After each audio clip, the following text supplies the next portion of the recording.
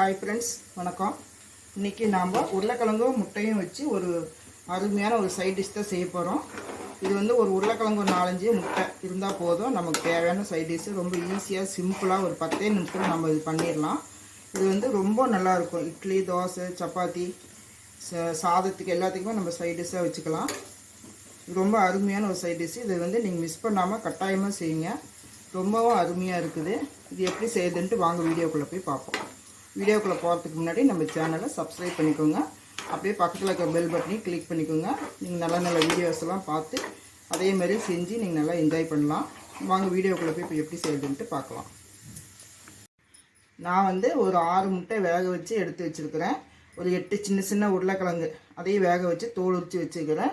முட்டையை வந்து நம்ம மேலே இருக்கிற அந்த ஓடு எடுத்து நான் உரித்து வச்சுக்கிறேன். இதுக்கு தாளிக்கிறதுக்கு வந்து ஒரு 2 பெரிய வெங்காயம், சின்னதாக இருக்குது மீடியம் சைஸ் 2 பெரிய வெங்காயம் கட் பண்ணி வச்சுக்கிறேன். ஒரு பச்சை மிளகா, ஒரு 2 தக்காளி, அப்புறம் ஒரே ஒரு பட்டை, ஒரு பிரியாணி இலை, 2 ஏலக்காய்.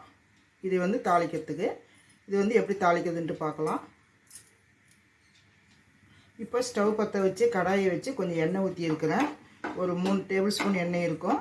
இந்த எண்ணெயில் 1 ஸ்பூன் இஞ்சி பூண்டு பேஸ்ட் போட்டுக்கலாம். 1 ஸ்பூன் தான் போடுறேன்.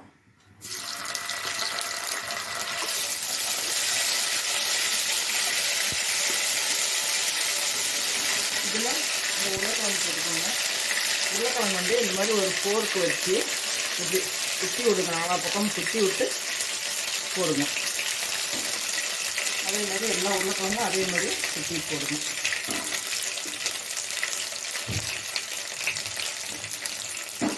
அதில் இந்த உருளைக்கிழங்கு எல்லாமே அப்படி குத்தி வச்சுருக்கிறேன். வீடியோக்காக ஒன்று எடுத்து குத்தி காமிச்சேன். அதில் இந்த முட்டை இந்த எண்ணெயில் கொஞ்சம் நல்லா பரட்டி எடுக்கணும்.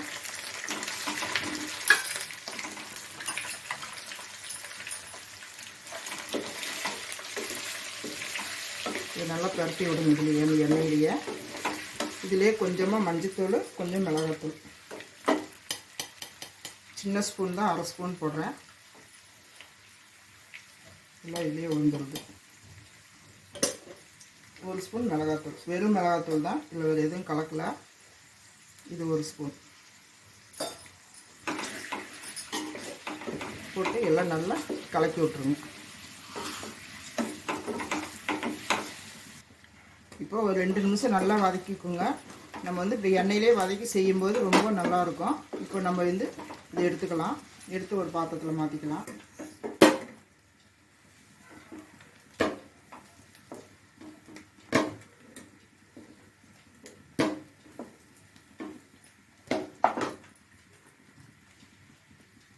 எல்லா முட்டையும் எடுத்ததுக்கப்புறம் அதுலேயே வந்து ஒரு பட்டை, ஒரு பிரியாணி இலை, ஒரு 2 ஏலக்காய் அதையும் போட்டு நல்லா வதக்கலாம்.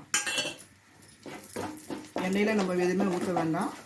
இதிலே நல்லா வதக்கிட்டு இந்த கட் பண்ணி வச்சுக்கிற வெங்காயத்தை போட்டுக்கலாம். வெங்காயம், பச்சை மிளகா,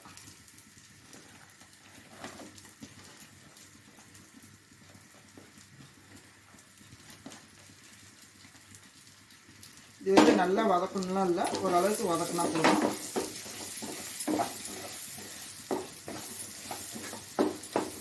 இந்த வெங்காயம் வதங்கினதுக்கப்புறம் நம்ம தக்காளி போட்டுக்கலாம்.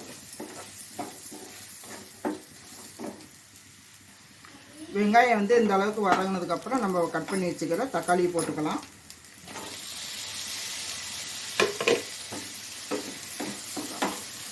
இந்த தக்காளிக்கு தேவையான உப்பு போட்டு இந்த கிரேவிக்கு சேர்த்தே உப்பு போட்டுக்கலாம். நம்ம உங்களுக்கு எவ்வளோ உப்பு காரம் வேணுமோ அவ்வளோ போட்டுக்கோங்க. தக்காளி கொஞ்சம் நல்லா கரைஞ்சி வந்ததுக்கப்புறம் அடுத்து என்ன செய்யுதுன்ட்டு பார்க்கலாம். நம்ம முட்டையும் அந்த உருளைக்கிழங்கும் வேக வச்சுக்கிட்டோம்னாக்கா இது ஒரு 10 நிமிஷத்தில் நம்ம செஞ்சிடலாம். ரொம்ப ஈஸியானது தான் இது. இட்லி, தோசைக்கெல்லாம் ரொம்ப நல்லாயிருக்கும். சப்பாத்திக்கும் ரொம்ப சூப்பராக இருக்கும். நம்ம சாப்பாட்டுக்கு சைட் டிஷ்ஷாகவும் இதை நம்ம வச்சுக்கலாம். தக்காளி வந்து கொஞ்சம் நல்லா வதங்கி வரட்டும். தக்காளி இந்த அளவுக்கு கரைஞ்சதுக்கப்புறம் நம்ம வந்து கொஞ்சமாக தண்ணி ஊற்றி இதை கொதிக்க வைக்கணும். இது கொதிச்சதுக்கப்புறம் தான் நம்ம வந்து முட்டையும் அந்த உருளைக்கிழங்கும் போடணும். இது ரொம்ப ஈஸியான ஒரு சைட் டிஷ் தான். ரொம்ப குயிக்காக சீக்கிரமாக பண்ணிடலாம். டேஸ்ட்டு சூப்பராக இருக்கும். இப்போ இதில் வந்து நான் வந்து கொஞ்சமாக தண்ணி ஊற்றுறேன். ஒரு அரை டம்ளர் ஊற்றுங்க.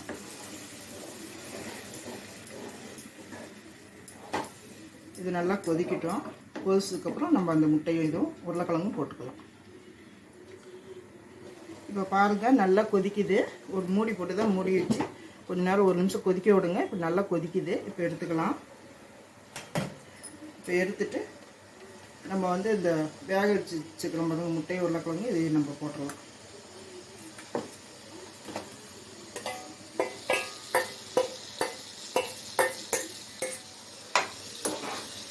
போட்டு நல்லா கலக்கி விட்டு சிம்மில் வச்சு ஒரு 2-3 நிமிஷம் நல்லா வேக விடுங்க. அப்போ தான் இந்த மசாலா வந்து நல்லா முட்டைக்குள்ளே உருளைக்கிழங்குக்குள்ளையெல்லாம் போகும்.